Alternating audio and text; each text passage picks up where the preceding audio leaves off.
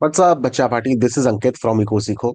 और मैं आ चुका हूँ एक नई वीडियो के साथ। इस वीडियो में हम लोग डिस्कस करने वाले हैं chapter number 7 from our CBSE class 11 syllabus, जिसका नाम है रेवेन्यू। ठीक है। सो माइक्रो इकोनॉमिक्स के ऊपर ये हम लोग का एक वन शॉट वीडियो होने वाला है, जिसमें हम पूरा का पूरा चैप्टर, क्योंकि आपका चैप्टर नंबर 7 बहुत छोटू सा है, तो ये पूरा का पूरा चैप्टर हम लोग इस एक ही वीडियो में कवर कर सकते हैं। So without any further adieu start करते हैं चैप्टर नंबर 7, जो कि है रेवेन्यू। ठीक है, चलिए। चैप्टर नंबर 5 में आपको बताया गया था प्रोडक्शन फंक्शन क्या होता है। ठीक है, प्रोडक्शन क्या होता है। चैप्टर नंबर 6 में आपको बताया गया था कॉस्ट क्या होता है। चैप्टर नंबर 7 में हम बात करने वाले हैं रेवेन्यू क्या होता है। ठीक है। सो रेवेन्यू वर्ड का मतलब क्या होता है। रेवेन्यू मतलब एक फर्म जो कुछ भी सामान बना रहा है, उसको जब वो मार्केट में बेचता है, उसके बदले उसको कितने पैसे मिलते हैं, उसको ही तो रेवेन्यू बोला जाता है। So revenue is the amount received by a firm by selling all the goods and services in the market। ठीक है। तो जैसे आपको प्रोडक्शन फंक्शन में प्रोडक्शन को लेकर कुछ कॉन्सेप्ट्स बताए गए थे, कि प्रोडक्शन को लेकर तीन कॉन्सेप्ट्स होते हैं। एक आपका टोटल प्रोडक्ट था, मार्जिनल प्रोडक्ट था, एवरेज प्रोडक्ट था। सिमिलरली जब हम लोग पढ़ रहे थे कॉस्ट के बारे में, तो कॉस्ट को लेकर आपको बताया गया था कि कॉस्ट को लेकर there are three concepts: total cost, marginal cost and average cost. In the same manner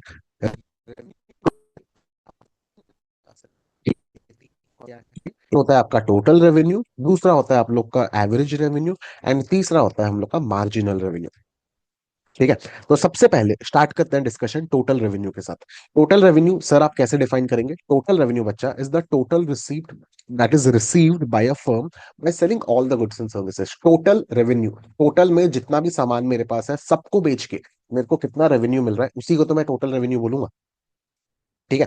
so total revenue को निकालने का फॉर्मूला भी काफी आसान सा है। सो टोटल रेवेन्यू आप निकाल सकते हो using ER is equals to price into quantity. या फिर टोटल रेवेन्यू के बारे में एक और फॉर्मूला भी है, जो हमने प्रीवियस वीडियोस में भी देखा है, कि टोटल का सर कॉन्सेप्ट को आप कैसे निकालते हैं। It is nothing but summation of marginal revenue. ठीक है। सो आई होप आप लोग को टोटल रेवेन्यू क्या है ये समझ में आ गया। नेक्स्ट आते हैं एवरेज रेवेन्यू के तरफ। ठीक है। एवरेज रेवेन्यू का मतलब क्या होता है। It is the revenue per unit of output sold, कि एक यूनिट को बेच के कितना रुपए मिल रहा है। ठीक है। समझ के चलिए कि लेट से 15 यूनिट को बेच के मेरे को टोटल में मेरा टोटल रेवेन्यू है 750 का। मैंने बेचा 15 यूनिट और मेरा टोटल रेवेन्यू 750 का है। तो अगर आपसे पूछा जाएगा कि ऑन एन एवरेज एक यूनिट को बेच के मेरे को कितना रुपए मिल रहा है, तो आप क्या करोगे। आप मेरे को बताओगे सर ये 750 को आप डिवाइड कर दीजिए 15 से। तो इसको डिवाइड करने से कितना आ जाएगा। इसको डिवाइड करने से आप लोग का आ जाना जो कुछ भी आएगा। ठीक है। जो कुछ भी आएगा, मेरा मैथ्स थोड़ा सा वीक है आज के क्लास के लिए। ठीक है। लेकिन जो कुछ भी आपका आंसर आएगा वही आपका एवरेज रेवेन्यू होने वाला है। तो एवरेज रेवेन्यू कॉन्सेप्ट आपको क्या बोलता है, यही बोलता है कि ऑन एन एवरेज एक प्रोडक्ट को बेच के मेरे को कितना रेवेन्यू मिल रहा है। सो इसको इंग्लिश में हम कैसे बोलेंगे। It is the revenue per unit of output sold. ठीक है। सो एवरेज रेवेन्यू को लेकर फॉर्मूला क्या है। एवरेज रेवेन्यू को लेकर फॉर्मूला होता है average revenue is equals to total revenue divided by quantity. ठीक है। नेक्स्ट, मार्जिनल रेवेन्यू में बढ़ने से पहले एवरेज रेवेन्यू के बारे में एक कमाल की चीज देखिए। ठीक है। तो अभी जस्ट हमने लिखा average revenue is equals to total revenue by quantity. ठीक है। सर हमको ये भी पता है कि टोटल रेवेन्यू तो प्राइस इनटू क्वांटिटी से निकलता है, ये भी ठीक है, बाई क्वांटिटी। तो जब मैं यहां से क्वांटिटी क्वांटिटी को कैंसिल ऑफ कर दिया, तो मेरे को यहां से क्या मिल रहा है। मेरे को यहां से मिल रहा है कि average revenue is equals to price. और ये बच्चा एक यूनिवर्सल चीज है। यूनिवर्सल चीज का मतलब क्या है, ये हर जगह ये चीज वैलिड होने वाला है। इस चैप्टर में आगे चल के हम लोग देखने वाले हैं अलग अलग टाइप के सिनेरियोस। ये कुछ भी सिनेरियो हो, हमेशा याद रखिएगा कि एवरेज रेवेन्यू जो होता है प्राइस भी वही होता है। ठीक है। तो इसके बारे में और थोड़ा डिटेल में बात करते हैं। ठीक है। अच्छा, अगर प्राइस के बारे में बोला जाए तो प्राइस क्या है। प्राइस क्या है। Price is the price at which the commodity is being sold. ठीक है। डिमांड कर्व और एवरेज रेवेन्यू के बारे में आपको थोड़ा सा रिलेशनशिप बताया जा रहा है। ठीक है। अगर मैं डिमांड कर्व के बारे में बात करूं, ठीक है, डिमांड कर्व क्या है। डिमांड कर्व आप लोग मेरे को ये बोलोगे कि सर डिमांड कर्व तो ग्राफ में एक वो कर्व है जो कि बोलता है कंज्यूमर अलग अलग प्राइस लेवल्स पे कितना परचेज करना चाहेगा, कि अगर प्राइस लेवल इतना हुआ तो कंज्यूमर कितना खरीदेगा, या फिर प्राइस लेवल कम गया तो कंज्यूमर कितना खरीदेगा। तो basically demand curve is a price line. ठीक है। क्यों, क्योंकि डिमांड कर्व आपको शो करता है अलग अलग प्राइसेस पे आप कितना खरीदना चाहते हो। सेम लॉजिक को मैं यूज करके यही बोल सकता हूं, क्योंकि डिमांड कर्व मेरा प्राइस लाइन है और क्योंकि प्राइस मेरा एवरेज रेवेन्यू के बराबर है, तो यहां से एक बहुत इंपॉर्टेंट कंक्लूजन मैं ये निकाल सकता हूं कि डिमांड कर्व जो भी है वही मेरा एवरेज रेवेन्यू कर्व है। सो आई होप आप लोग को ये पार्ट समझ में आया हो कि क्यों डिमांड कर्व और एवरेज रेवेन्यू कर्व सेम है। Why? Because demand curve represents the different quantities a consumer is willing to purchase at different price levels. And hence, demand curve is the price line. And price is equals to average revenue. And hence, we can say that demand curve is equals to the average revenue curve. ठीक है? सो ये था आप लोग के average revenue के बारे में। अब नेक्स्ट आते हैं मार्जिनल रेवेन्यू के डिस्कशन की तरफ। ठीक है, ये वर्ड मार्जिनल का मतलब क्या होता है? मार्जिनल का मतलब हमेशा से एन एडिशनल होता है। तो एक ज्यादा यूनिट बेच के मेरे टोटल रेवेन्यू में कितना चेंजेस हो रहा है, उसी को मैं बोलता हूँ मार्जिनल रेवेन्यू। या फिर एक ज्यादा यूनिट बेच के मैं कितना एडिशनल रेवेन्यू अर्न कर रहा हूं, उसी को बोला जाता है मार्जिनल रेवेन्यू। इसी एग्जांपल को ले लीजिए, ऊपर में जो आप लोग को दिख रहा है, तो 15 यूनिट्स जब मैं बेच रहा था, मेरा टोटल रेवेन्यू 750 था। जब मैं 16 यूनिट्स बेचा और मैं अपने कैश काउंटर को चेक करता हूं, तो मेरे को समझ में आता है कि मेरा टोटल रेवेन्यू अब 850 हो गया। ठीक है, तो यहाँ पे एक ज्यादा यूनिट जब मैं बेचा, तो मेरे टोटल रेवेन्यू में कितना चेंजेस हुआ? एक ज्यादा यूनिट बेचने की वजह से मेरे टोटल रेवेन्यू में 100 का चेंजेस आया। So that 100 is my marginal revenue. ठीक है, सो मार्जिनल रेवेन्यू को हम कैसे निकाल सकते हैं? इसको लेकर फॉर्मूला पहले भी आप लोग को बोला गया है। Marginal revenue that is MRN is equals to TRN minus TRN-1। या फिर या फिर marginal revenue is equals to change in total revenue divided by change in quantity. ठीक है, सो आई होप आप लोग को ये चीज समझ में आया हो कि what is total revenue, what is average revenue and what is marginal revenue. और ये जो कुछ भी था, these are the different concepts of revenue.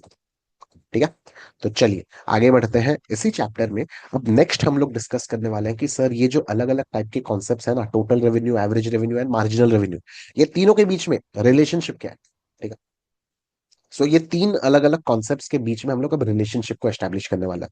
So let me right the heading. सो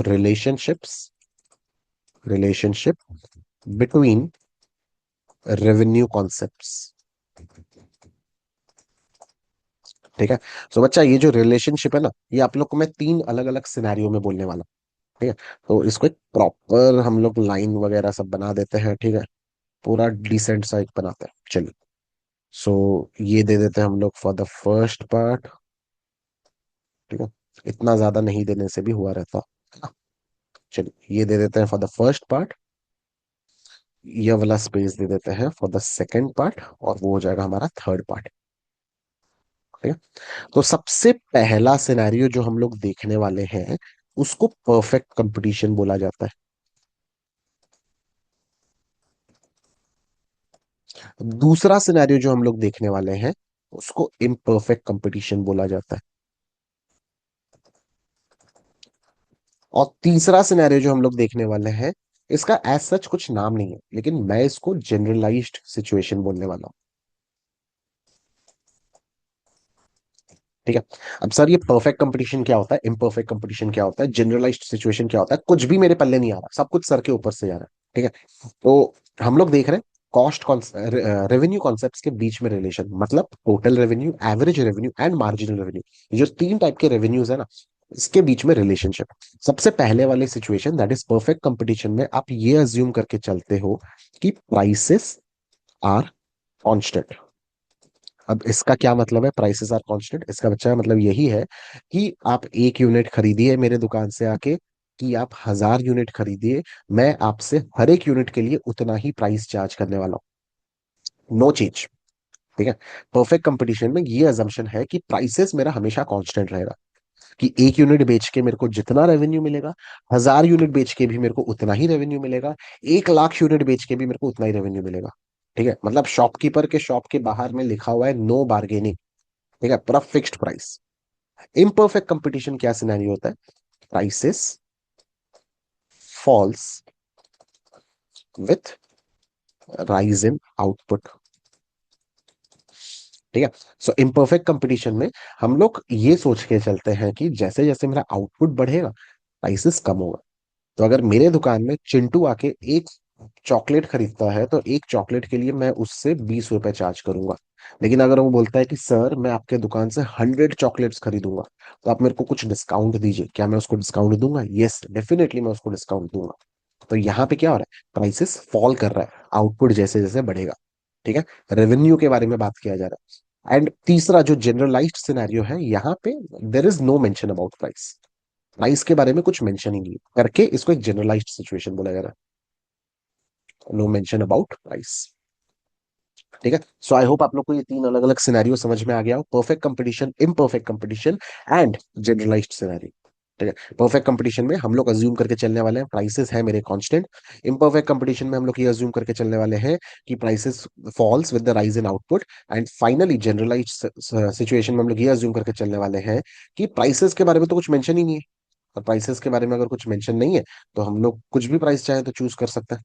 ठीक है, तो चलिए स्टार्ट करते हैं सबसे पहला वाला परफेक्ट कंपटीशन के साथ। ठीक है, सो परफेक्ट कंपटीशन में क्योंकि बच्चा मेरा प्राइस सेम है, ठीक है, तो टेबल एक कंस्ट्रक्ट करते हैं, इसको और डिटेल में समझते हैं। ठीक है, तो let's say units and let's say price. तो एक यूनिट बेचूंगा तो वो भी 10 रुपए में जाएगा।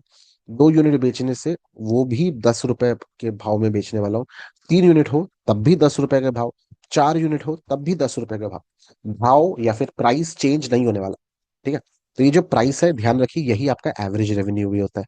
ठीक है, अब ये दो इंफॉर्मेशन को यूज करके क्या मैं टोटल रेवेन्यू निकाल सकता हूँ? यस, सो टोटल रेवेन्यू कितना आ जाएगा? Average revenue into quantity, 10 into 1 that is 10, 10 into 2 that is 20, फिर 30, फिर 40। ठीक, अब इसको यूज करके क्या मैं मार्जिनल रेवेन्यू निकाल सकता हूँ? यस, मार्जिनल रेवेन्यू का फॉर्मूला क्या होता है? TRN - TRN - 1।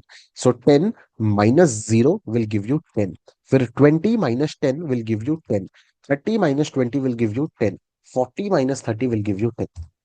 तो ये मेरे को दिखाई दिया average revenue, total revenue and marginal revenue. अब ये इंफॉर्मेशन को यूज करके थोड़ा ग्राफ बनाने का कोशिश करते हैं। ठीक है, तो जब मैं ग्राफ में इसको प्लॉट करने का कोशिश करूंगा, ठीक है, सो मेरे को यहाँ पे ये दिखने वाला है कि average revenue and total revenue ये दोनों का दोनों तो सेम ही है, और ये दोनों का दोनों कांस्टेंट है। And that is why average revenue और टोटल रेवेन्यू का जो कर्व मेरे को मिलेगा, average revenue and marginal revenue का जो मेरे को कर्व मिलेगा, it's a horizontal straight line parallel to the X axis. ठीक है, सर लेबलिंग के बारे में, तो एक्स एक्सिस में आपका क्वांटिटी होता है एंड वाई एक्सिस में आपके सारे रेवेन्यूज है। ठीक है, so in case of perfect competition या फिर in case of the scenario where prices are constant, average revenue curve और मार्जिनल रेवेन्यू कर्व सेम ही है, ये दोनों एक दूसरे को ओवरलैप करते हैं। ये दोनों के कर्व के बारे में आप क्या बोल सकते हो? It's a horizontal straight line parallel to the X axis. ठीक है, अच्छा मार्जिनल रेवेन्यू, टोटल रेवेन्यू की तरफ देखिए। टोटल रेवेन्यू देखिए कैसे ये बढ़ते जा रहा है, जीरो से स्टार्ट हो रहा है, फिर ये कंटिन्यूअसली बढ़ते जा रहा है। तो टोटल रेवेन्यू का कर्व मेरे को कुछ ऐसा दिखने वाला है। This will become your total revenue का कर्व। ठीक है, सो यहां से इंपॉर्टेंट कंक्लूजन क्या निकल के आ रहा है कि सर ये जो टोटल रेवेन्यू का कर्व है, it rises at a constant rate. ये कांस्टेंट रेट से बढ़ रहा है। और ऐसा क्यों? It rises at a constant rate because of a fixed marginal revenue. ठीक है, टोटल रेवेन्यू मेरा कांस्टेंट रेट से बढ़ रहा है। टोटल रेवेन्यू इंक्रीजिंग रेट में राइज नहीं कर रहा है। टोटल रेवेन्यू डिक्रीजिंग रेट में राइज नहीं कर रहा है। टोटल रेवेन्यू कांस्टेंट रेट में राइज कर रहा है। क्यों? क्योंकि मार्जिनल रेवेन्यू मेरा फिक्स्ड है। तो यहां से एक और चीज मेरे को ये भी समझ में आया कि sir the slope of total revenue is measured using marginal revenue.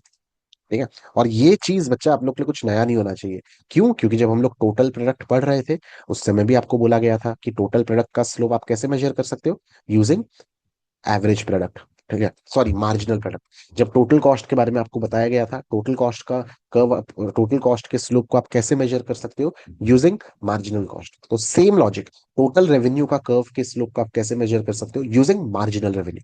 ठीक है, तो ये था सबसे पहला हम लोग का जनरलाइज्ड सिनेरियो, जहां पे total revenue and AR MR ये सबके बीच में क्या रिलेशनशिप है। ठीक है, चलिए आगे बढ़ते हैं। आगे बढ़ते हैं चलिए। ठीक है, इम्परफेक्ट कंपटीशन के तरफ आते हैं एंड ऐसा ही कुछ टेबल बनाते हैं। तो जब मैं यूनिट्स एंड प्राइस जो कि मेरा एवरेज रेवेन्यू भी होता है। जब मैं 1 यूनिट बेच रहा हूँ मैं 10 रुपए चार्ज कर रहा हूँ। अगर मैं 2 यूनिट्स बेचना चाहता हूँ मैं 9 रुपए चार्ज करूंगा। अगर मैं 3 यूनिट्स बेचना चाहता हूँ मैं 8 रुपए चार्ज करूंगा। अगर मैं 4 यूनिट्स बेचना चाहता हूँ तो मैं 7 रुपीज चार्ज करूंगा। ठीक है। सो टोटल रेवेन्यू निकालते हैं, कैसे आएगा ये, एवरेज रेवेन्यू इनटू यूनिट्स। सो पहले वाले केस में 10, फिर 18, फिर 24, फिर 28। अब मार्जिनल रेवेन्यू निकालते हैं। सो पहले वाले केस में ये आ गया 10, फिर ये आ गया 18 - 10 जो कि आप लोग का 8 हो जाता है। 24 - 18 जो कि आप लोग का 6 हो जाता है। 28 - 24 जो कि आप लोग का 4 हो जाता है। ठीक है। तो एवरेज रेवेन्यू मार्जिनल रेवेन्यू मेरे को क्लियरली ये दो अलग अलग ऑपोजिट्स दिख रहा है। ठीक है। सेम नहीं है, परफेक्ट कंपटीशन की तरह सेम नहीं है यहाँ पे। ठीक है।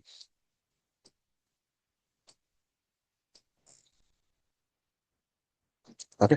सो आप लोग का बच्चा एवरेज रेवेन्यू का कर्व कुछ ऐसा दिखेगा, एंड आप लोग का मार्जिनल रेवेन्यू का कर्व कुछ ऐसा दिखने वाला है।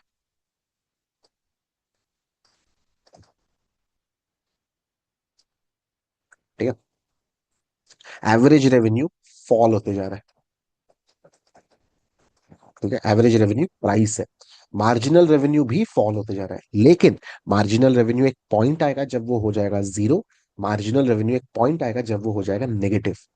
लेकिन एवरेज आप लोग का कभी भी जीरो या नेगेटिव नहीं हो सकता। ठीक है। तो ये है इन दोनों के बीच में रिलेशनशिप। ठीक है। एक और एक चीज देखिए, अगर आपसे ये पूछा जाएगा कि मार्जिनल रेवेन्यू या फिर एवरेज रेवेन्यू दोनों में से ज्यादा स्टीप कौन है, ठीक है, तो the answer would be marginal revenue. दोनों में से ज्यादा फ्लैट कौन है, एवरेज रेवेन्यू का ज्यादा कर्व ज्यादा फ्लैट है। ठीक है। स्टीपर मतलब कितनी चढ़ाई, और फ्लैटनेस मतलब कितना ये प्लेन है। तो एवरेज रेवेन्यू का कर्व आपका ज्यादा फ्लैट है, मार्जिनल रेवेन्यू का कर्व आपका ज्यादा स्टीप है। ठीक है। एक और चीज देखिए, ये जो मार्जिनल कर्व है ना, मार्जिनल रेवेन्यू का कर्व, ये एग्जैक्टली एआर कर्व और वाई एक्सिस के बीच में लाई करेगा। ठीक है। ये वाला चीज होल्ड करता है यहाँ पे। ठीक है। ऐसा क्यों? क्योंकि एवरेज रेवेन्यू को कंपेयर करिए, अगर ये 1 यूनिट फॉल कर रहा है, मार्जिनल रेवेन्यू 2 यूनिट्स फॉल कर रहा है, फिर से ये 1 यूनिट फॉल किया तो ये 2 यूनिट फॉल किया, फिर से ये 1 यूनिट फॉल किया तो ये 2 यूनिट फॉल किया। तो पॉइंट यहाँ पे ये बोला जा सकता है कि the fall in marginal revenue is twice the fall in average revenue. And इस वजह से मार्जिनल रेवेन्यू का curve lies half way between average revenue and the Y axis. ठीक है। सो आई होप आप लोग को ये चीज समझ में आया। अच्छा सर, टोटल रेवेन्यू के बारे में आप क्या बोल सकते हो? तो टोटल रेवेन्यू को बनाने के लिए सबसे पहले तो इसको कर देते हैं गायब। चलो, ये गायब हो गया, इसको ऊपर कट कर लेते हैं, यहाँ पे आते हैं टोटल रेवेन्यू की तरफ। ओके। सो टोटल रेवेन्यू बनाने के लिए एक नीचे और एक ग्राफ को ले लेते हैं, क्योंकि टोटल रेवेन्यू डिपेंड करता है मेरे मार्जिनल रेवेन्यू के ऊपर। ठीक है। सो बच्चा, टोटल रेवेन्यू का कर्व आपको कुछ ऐसा दिखेगा। ये पहले बढ़ेगा, मैक्सिमम पहुंचा, फिर ये फॉल करेगा। This is your total revenue.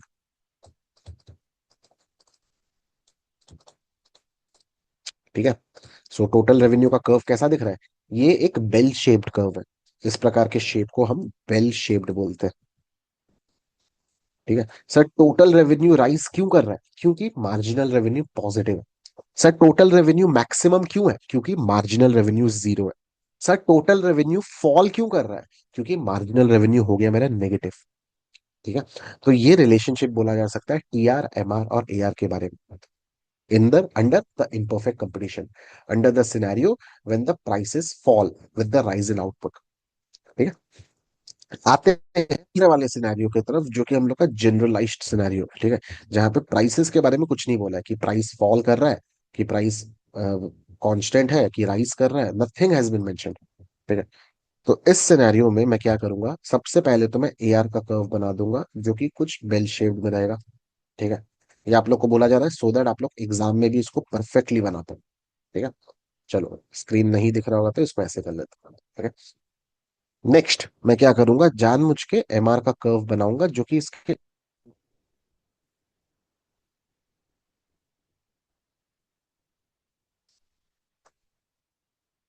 ठीक है, एंड मैं इंश्योर करूंगा कि एमआर का जो कर्व है ना, ये एआर को काट के जाए। कर रहा है ये एमआर के ए आर के मैक्सिमम पॉइंट पे, ए आर जहां पे मैक्सिमम पहुंच रहा है वहां पे। ठीक है। तो ये ग्राफ को देख के मेरे को कुछ रिलेशनशिप समझ में आ रहा है ए आर और एम आर के बारे में। क्या रिलेशनशिप? सबसे पहला कि व्हेन ए आर राइजेस, जब ए आर राइज कर रहा है उस केस में क्या हो रहा है, M R is more than A R. दूसरा scenario, when A R is maximum, जब ए आर उसके मैक्सिमम पॉइंट पे है, तो वहां पे क्या हो रहा है बच्चा, वहां पे मेरे को ये दिख रहा है कि मार्जिनल रेवेन्यू एवरेज रेवेन्यू के बराबर है। एंड तीसरा scenario, when A R is falling, जब ए आर फॉल करने लगता है ना, तब मार्जिनल रेवेन्यू हो जाता है लेस देन एवरेज रेवेन्यू। ठीक है। तो ये था मेरा generalised relationship between M R and A R, जब मेरे को कुछ भी मेंशन नहीं किया गया है कि क्या रिलेशनशिप है प्राइस आउटपुट के बीच में। ठीक है। तो ये था इसके बारे में।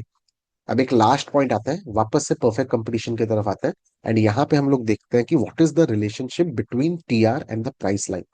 ठीक है। परफेक्ट कंपटीशन के कंटेक्स्ट में आपको बोला जा रहा है रिलेशनशिप बिटवीन टी आर